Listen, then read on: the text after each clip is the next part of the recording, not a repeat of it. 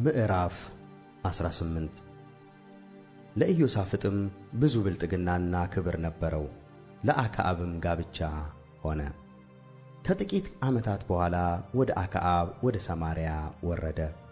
አክዓብም ለእርሱና ከእርሱም ጋር ለነበሩ ሕዝብ ብዙ በጎችና በሬዎችን አረደ። ከእርሱም ጋር ወደ ሬማት ዘገለዓድ ይሄድ ዘንድ አባበለው።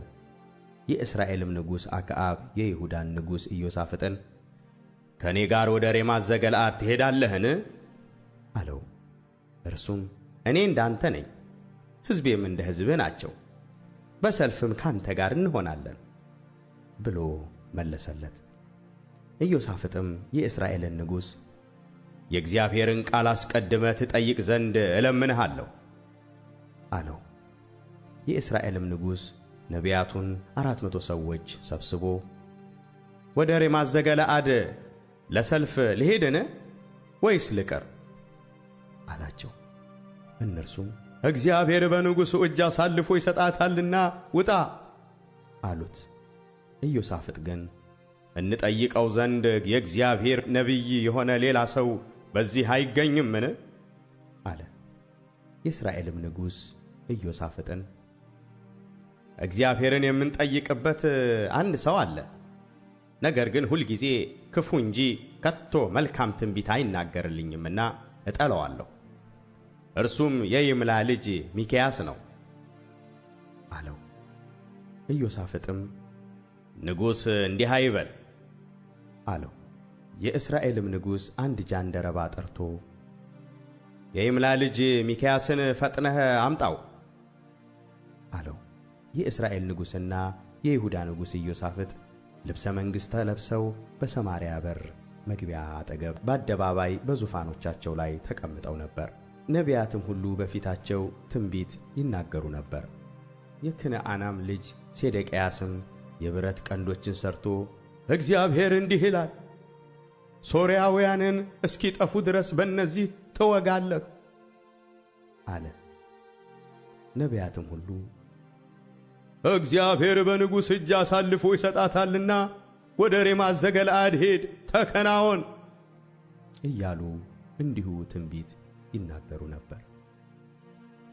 ሚክያስንም ሊጠራ የሄደ መልእክተኛ እነሆ ነቢያት በአንድ አፍ ሆነው ለንጉሡ መልካም ይናገራሉ፣ ቃልህም እንደ ቃላቸው እንዲሆን መልካም እንድትናገር እለምንሃለሁ አለው። ሚክያስም ሕያው እግዚአብሔርን አምላክ የሚለውን እርሱን እናገራለሁ አለ። ወደ ንጉሡም በመጣ ጊዜ ንጉሡ ሚክያስ ሆይ ወደ ሬማት ዘገለዓድ ለሰልፍ እንሂድን ወይስ እንቀር አለው። እርሱም ውጣ፣ ተከናወን፣ በእጅህም አሳልፎ ይሰጣሉ አለ። ንጉሡም በእግዚአብሔር ስም ከእውነት በቀር እንዳትነግረኝ ስንት ጊዜ አምልሃለሁ አለው። እርሱም እስራኤል ሁሉ ጠባቂ እንደሌላቸው በጎች በተራሮች ላይ ተበትነው አየሁ። እግዚአብሔርም ለእነዚህ ጌታ የላቸው፣ እያንዳንዱም በሰላም ወደ ቤቱ ይመለስ አለ ብሎ ተናገረ። የእስራኤልም ንጉሥ ኢዮሳፍጥን ክፉ እንጂ መልካም ትንቢት አይናገርልኝም አላልሁህምን? አለው። ሚክያስም አለ እንግዲህ የእግዚአብሔርን ቃል ስሙ። እግዚአብሔር በዙፋኑ ተቀምጦ የሰማይ ሰራዊት ሁሉ በቀኙና በግራው ቆመው አየሁ። እግዚአብሔርም ወጥቶ በሬማት ዘገለዓድ ይወድቅ ዘንድ የእስራኤልን ንጉሥ አክዓብን የሚያታልል ማን ነው? አለ። አንዱም እንደዚህ ሌላውም እንደዚያ እያለ ተናገረ።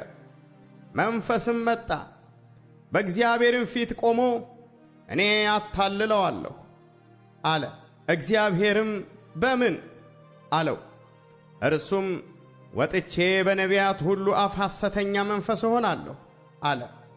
እግዚአብሔርም ታታልለዋለህ፣ ይቀናሃል፣ ውጣ እንዲህም አድርግ አለ። አሁንም እነሆ እግዚአብሔር በእነዚህ በነቢያትህ አፍ ሐሰተኛ መንፈስ አድርጓል። እግዚአብሔርም ባንተ ላይ ክፉ ተናግሮብሃል። የክንዓናም ልጅ ሴዴቅያስ ቀረበ፣ ሚክያስንም በጥፊ መታውና የእግዚአብሔር መንፈስ ካንተ ጋር ይናገር ዘንድ በምን መንገድ ከኔ አለፈ አለ። ሚክያስም እነሆ በዚያ ቀን ልትሸሸግ ወደ እልፍኝ ስትሄድ ታያለህ አለ። የእስራኤልም ንጉሥ ሚክያስን ውሰዱ፣ ወደ ከተማይቱም አለቃ ወደ አሞን ወደ ንጉሡም ልጅ ወደ ኢዮአስ መልሳችሁ ንጉሡ እንዲህ ይላል፣ በደህና እስክመለስ ድረስ ይህ ሰው በግዞት አኑሩት፣ የመከራ እንጀራ መግቡት፣ የመከራ ውሃ ጠጡት በሉ አለ። ሚክያስም በደህና ብትመለስ እግዚአብሔር በእኔ የተናገረ አይደለም አለ። ደግሞም እናንተ ሕዝቡ ሁሉ ስሙኝ አለ። የእስራኤል ንጉሥና የይሁዳ ንጉሥ ኢዮሳፍጥ ወደ ሬማት ዘገለዓድ ወጡ። የእስራኤል ንጉሥም ኢዮሳፍጥን ልብሴን ለውጬ ወደ ሰልፍ እገባለሁ፣ አንተ ግን ልብስህን ልበስ አለው። የእስራኤልም ንጉሥ ልብሱን ለወጠ፣ ወደ ሰልፍም ገቡ። የሶርያም ንጉሥ የሰረገሎቹን አለቆች ከእስራኤል ንጉሥ በቀር ትንሽ ቢሆን ወይም ትልቅ ከማናቸውም ጋር አትጋጠሙ ብሎ አዞ ነበር። የሰረገሎችም አለቆች ኢዮሳፍጥን ባዩ ጊዜ የእስራኤል ንጉሥ ነው አሉ። ሊጋጠሙትም ከበቡት። ኢዮሳፍጥ ግን ጮኸ፣ እግዚአብሔርም ረዳው፣ አምላኩም ከእርሱ መለሳቸው። የሰረገሎችም አለቆች የእስራኤል ንጉሥ እንዳልሆነ ባዩ ጊዜ እርሱን ከማሳደድ ተመለሱ። አንድ ሰውም ቀስቱን በድንገት ገትሮ የእስራኤልን ንጉሥ በጥሩሩ መጋጠሚያ መካከል ሳምባውን ወጋው። ሰረገለኛውንም ተወግቻለሁና እጅህን ግታ፣ ከሰልፍም ውስጥ አውጣኝ አለው። በዚያም ቀን ሰልፍ በረታ። የእስራኤልም ንጉሥ በሶርያም ፊት እስከ ማታ ድረስ በሰረገላው ላይ ራሱን ይደግፍ ነበር። ፀሐይም በገባ ጊዜ ሞተ።